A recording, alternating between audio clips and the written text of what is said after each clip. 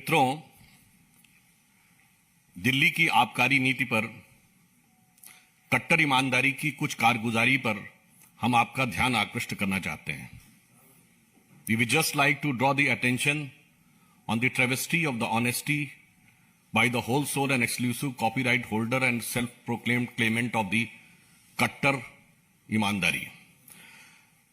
नीतिगत बात, कोई व्यक्तिगत नहीं, कोई राजनीतिक बात नहीं. जो दिल्ली की एक्साइज पॉलिसी थी, एक नीतिगत निर्णय था.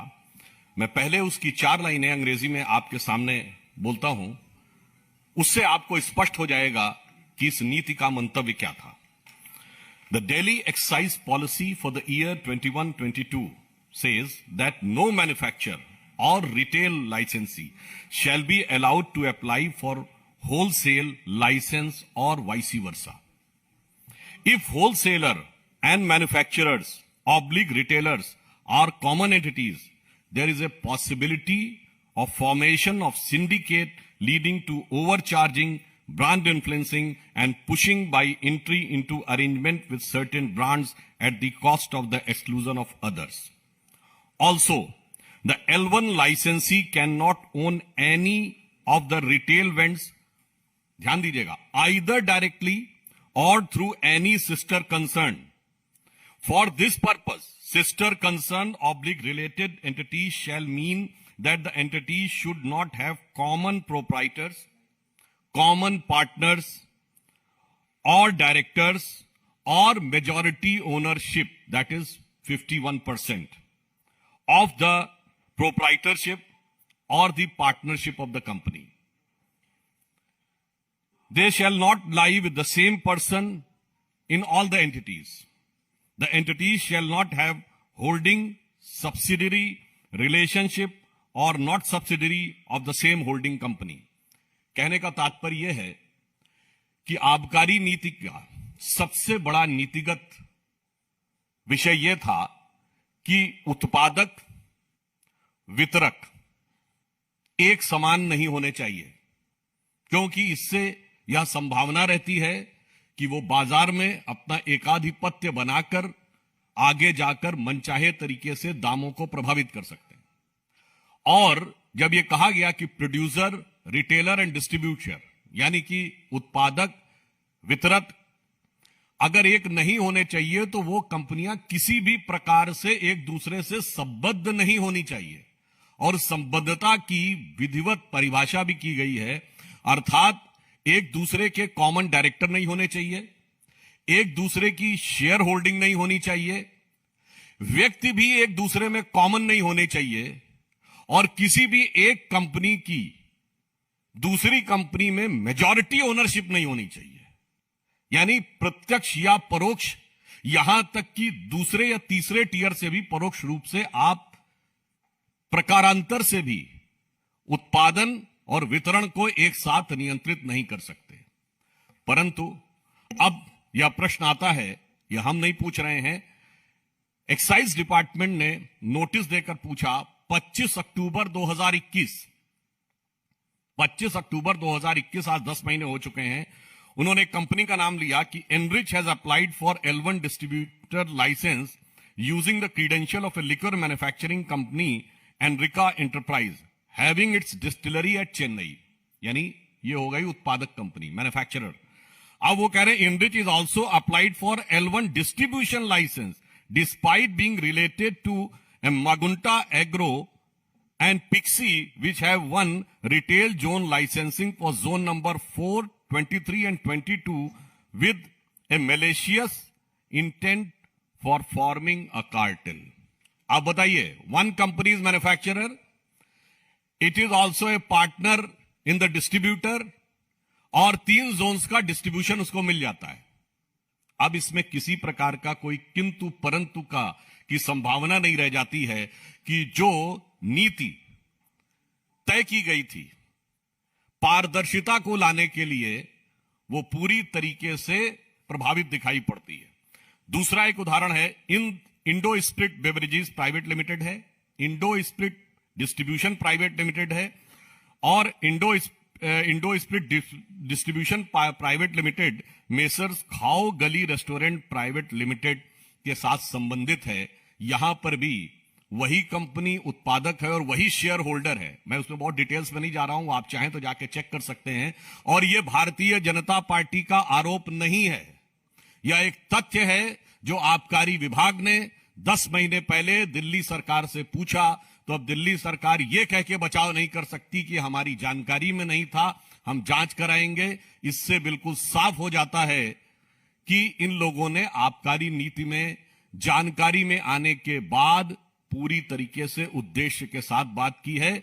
इसलिए हम उनसे कहना चाहेंगे कि जवाब हमें आबकारी पे चाहिए, ना ईमानदारी की बात करिए, ना बिरादरी की बात करिए।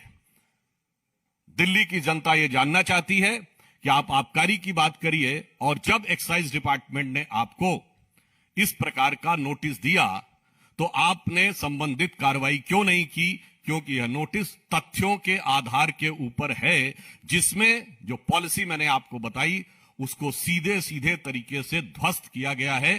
तो मैं सिर्फ यह कहना चाहूंगा, एक्साइज पॉलिसी तो यह कहती है कि मैन्युफैक्चरर, डिस्ट्रीब्यूटर एंड रिटेलर एक नहीं होना चाहिए, परंतु यहां ये मिथ्या भ्रम और झूठ के मैन्युफैक्चरर भी यही हैं, डिस्ट्रीब्यूटर भी यही हैं और रिटेलर भी वही हैं, और उसके बाद पूरी निर्लज्जता के साथ जनता के सामने आकर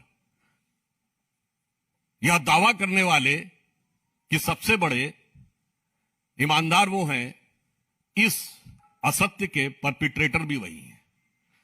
अब मैं अनुरोध करूंगा हमारे दिल्ली के सांसद प्रवेश साहिब सिंह वर्मा जी से कि वो आगे का विषय आपके समक्ष रखेंगे।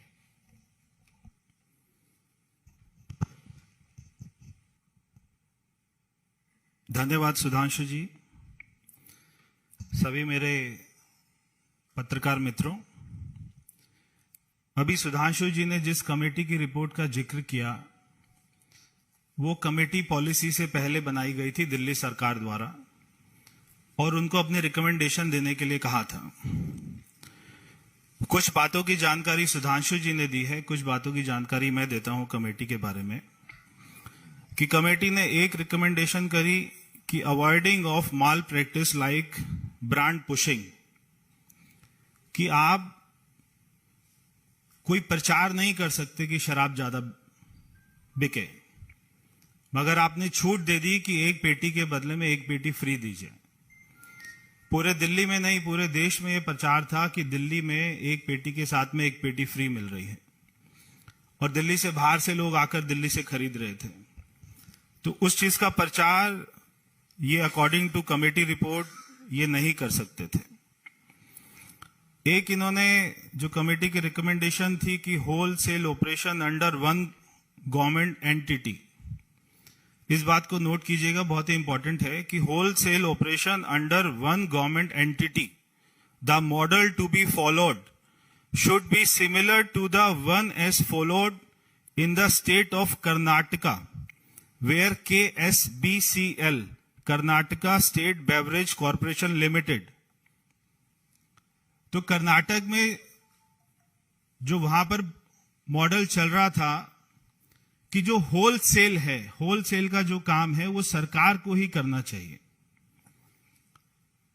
जो हम बार बार एक आरोप लगाते हैं जिसका आम आदमी पार्टी अभी तक कोई जवाब नहीं दे पाई, ना उनके पास में जवाब है, कि जो L1 का कमीशन इन्होंने, L1 मतलब है वो होलसेलर, L1 का कमीशन इन्होंने 2% से 12% क्यों किया, इसका कभी ये लोग जवाब नहीं देते।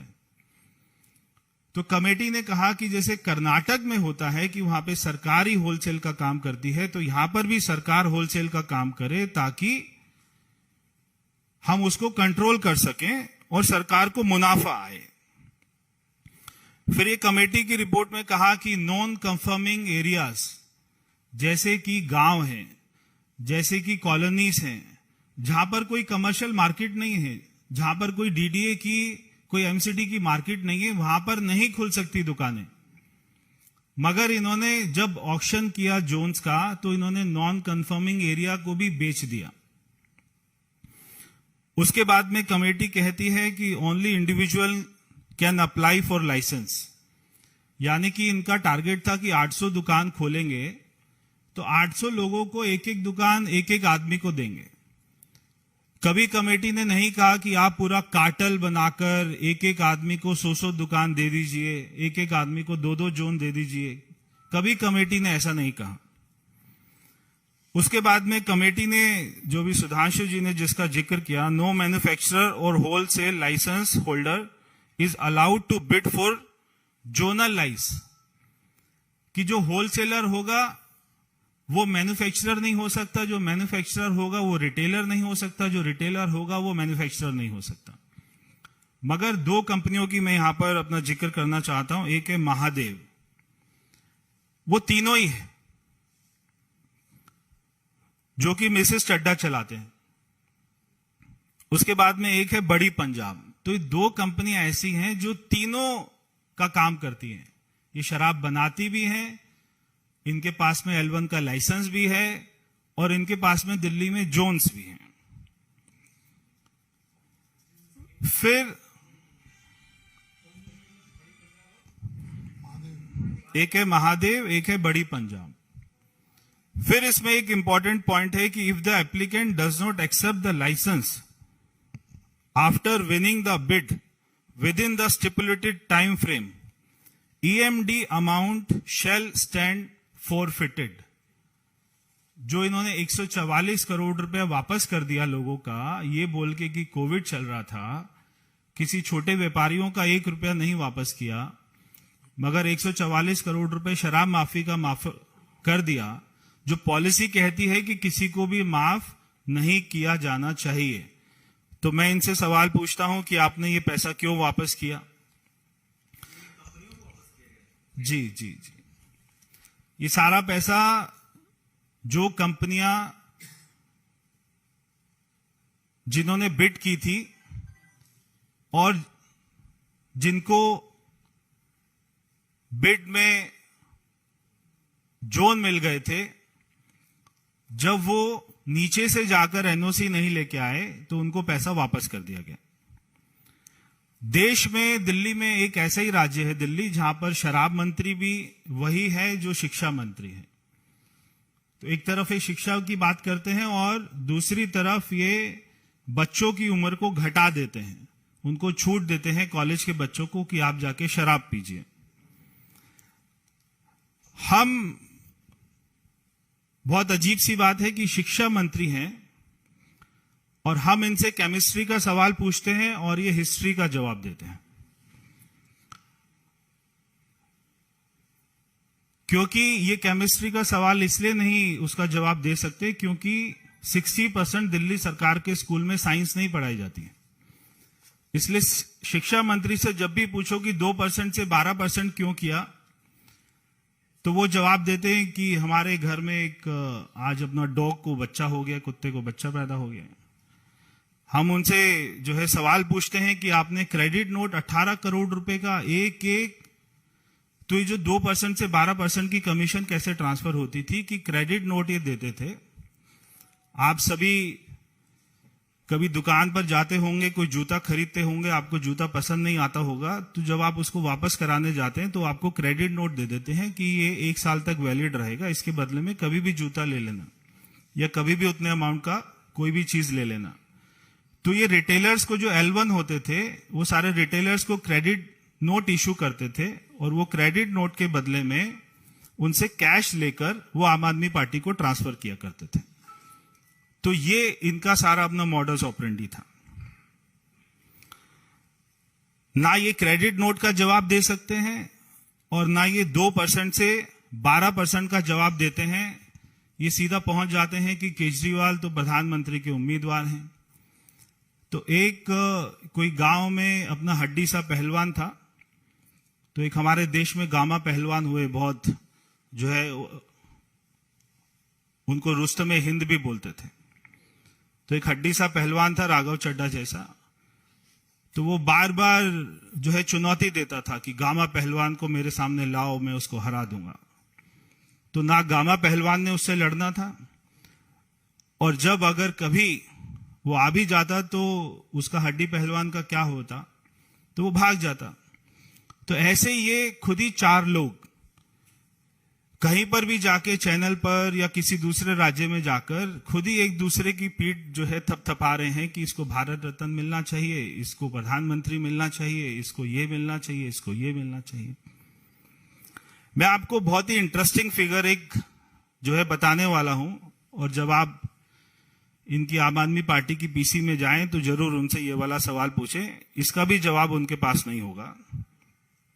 कि आपने मनीष सिसोदिया को बार बार ये कहते सुना होगा कि हमारी दुकानें ज्यादा नहीं खुली, इसलिए जो हमारा रेवेन्यू है वो कम आया। अब आप ये जो मैं आपको फिगर दे रहा हूं इसके बारे में जरा सुन लीजिए कि 2020 और 2021 में, अगर मैं 19 और 20 की बात करूं तो दिल्ली में 10,000 करोड़ की शराब बिकी 2019 और 2020 में। 2020 और 21 में दिल्ली में 7,860 करोड़ की शराब बिकी। और जब ये पॉलिसी आई तो केवल 7 महीने के अंदर में जो दिल्ली में शराब बिकी है वो अमाउंट है 10,000 करोड़ रुपया। तो जो पुरानी पॉलिसी में एक साल में 7,800 करोड़ की शराब एक साल में बिकती थी, इन्होंने 7 महीने में 10,000 करोड़ की शराब बिकी है दिल्ली में 7 महीने में। तो ये बात को नहीं कह सकते कि हमारी दुकानें कम खुली हैं इसलिए हमारी शराब जो है कम बिकी है। इनकी शराब 1.5 गुना ज्यादा बिकी है। और एक्साइज की ड्यूटी इन्होंने कर दी 1%। अब मैं आपको एक्साइज के ऊपर में भी आपको उनसे सवाल पूछना चाहिए कि 19-20 में आपको एक्साइज ड्यूटी 4,200 करोड़ रुपया सरकार को मिली। 20-21 में एक्साइज आपको 3,300 करोड़ रुपया मिला। मगर जब आप नई पॉलिसी लेके आए तो केवल 158 करोड़ रुपया एक्साइज मिला। एक्साइज 158 करोड़ रुपए, यानी कि एक्साइज में भी लॉस है और आपके रेवेन्यू में भी लॉस है। तो मैं मनीष सिसोदिया जी से पूछना चाहता हूं कि आप इस बात का जवाब दें कि आपकी सरकार को एक्साइज में 3,000 करोड़ का लॉस हुआ है और आपके रेवेन्यू में 3,500 करोड़ का लॉस हुआ है। ये सरकारी लॉस है, ये आपको हुआ है या नहीं हुआ है, इस बात का जवाब दे दे। ये तो सारे डाटा होंगे एक्साइज के पास में, एक्साइज विभाग के पास में, आपके पास में।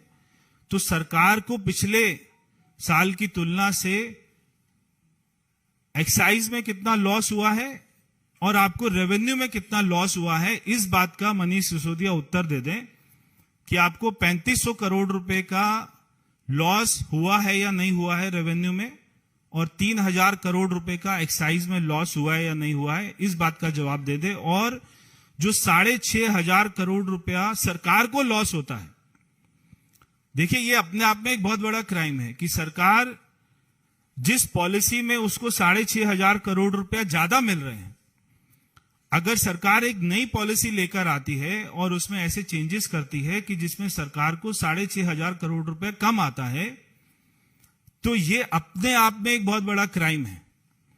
तो वो 6,500 करोड़ रुपया कहां जाता है जो सरकार को लॉस हो रहा है? क्योंकि शराब तो ज्यादा बिक रही है, शराब कम नहीं बिक रही, मगर सरकार को जितना रेवेन्यू आना चाहिए था, जितना पैसा आना चाहिए था, वो नहीं आ रहा। तो वो पैसा कहां जा रहा है, इस बात का जवाब दें। तो ये कई ऐसे बिंदु हैं जिनसे जब आप उनसे केमिस्ट्री का सवाल पूछेंगे तो आपको हिस्ट्री बताएंगे।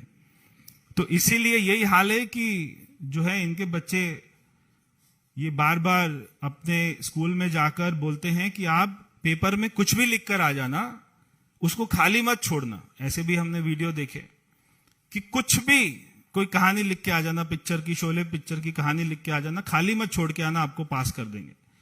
तो वैसे ही ये दिल्ली की जनता को, देश की जनता को गुमराह कर रहे हैं। बहुत बहुत धन्यवाद। पहले इस विषय से संबंधित सवालों पूछ लें।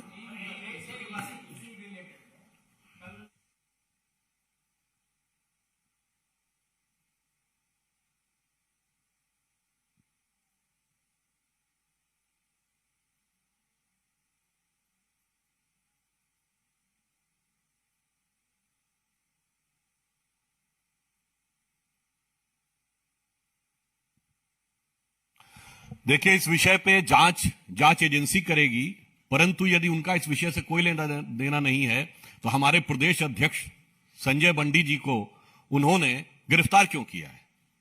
क्या एक सांसद भी हैं वो? उन्हें लोकतांत्रिक ढंग से अपने विषय के ऊपर प्रदर्शन करने या सत्याग्रह करने या किसी भी प्रकार के राजनीतिक प्रदर्शन करने का अधिकार नहीं है। तो ये कहीं ना कहीं दर्शाता है कि उनके मन में एक राजनीतिक पूर्वाग्रह है और जिस प्रकार के आरोप है उनके बारे में एजेंसीज सक्षम है ये तथ्य की गहराई तक पहुंचने के लिए।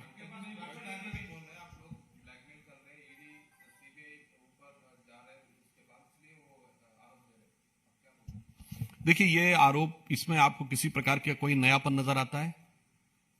मैं पूछना चाहता हूं, जो लोग हम पे आरोप लगा रहे हैं, 2014 से पहले जब हम सरकार में नहीं थे तब जांच एजेंसियों के घेरे में कौन था? हमारे नेता थे या उनके नेता थे? कॉमनवेल्थ हो, कोयला घोटाला हो, सीडब्ल्यूजी हो, समाजवादी पार्टी के नेता मुलायम सिंह जी, लालू प्रसाद यादव जी, डीएमके के नेता, तब भी वही थे जांच के घेरे में। तो आज यह आरोप बिल्कुल निराधार है। तब भी हमारा कोई नेता जांच के घेरे में नहीं था। कारण यह है कि भ्रष्टाचार उन लोगों का नैसर्गिक चरित्र है। सत्ता में रहे तो भी, विपक्ष में रहे तो भी हम पारदर्शिता, ईमानदारी के साथ कार्य करते हैं। सत्ता में रहे तो भी, विपक्ष में रहे तो भी।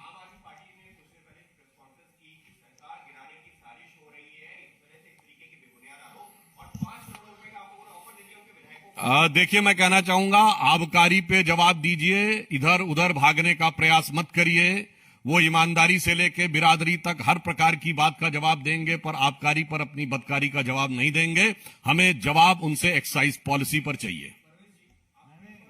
मैंने आज एक अपना वीडियो ट्वीट किया है, अगर आप उसको देखें, कि ये खुद ही अपने लोगों को पंजाब से बुलाकर बॉर्डर के पास खड़ा करा के उनको सिम कार्ड देकर और फोन करवाते थे और उसको वो बोलते थे कि हमको ऐसी ऑफर आ रही है। तो जरा आप जो उन्हीं का आम आदमी पार्टी का कार्यकर्ता था वही ये सारी बातें बता। वैसे तो उनका एक एमएलए खुद आरोप लगा चुका है कि 20 करोड़ रुपए टिकट के लिए मांगे जा रहे थे। हमारा आरोप नहीं है, उनकी पार्टी के सिटिंग एमएलए ने आरोप लगा, इसलिए, मगर हम उसमें नहीं जाना चाहते।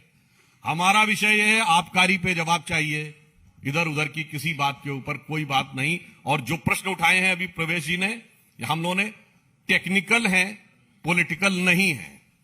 टेक्निकल का जवाब टेक्निकल चाहिए।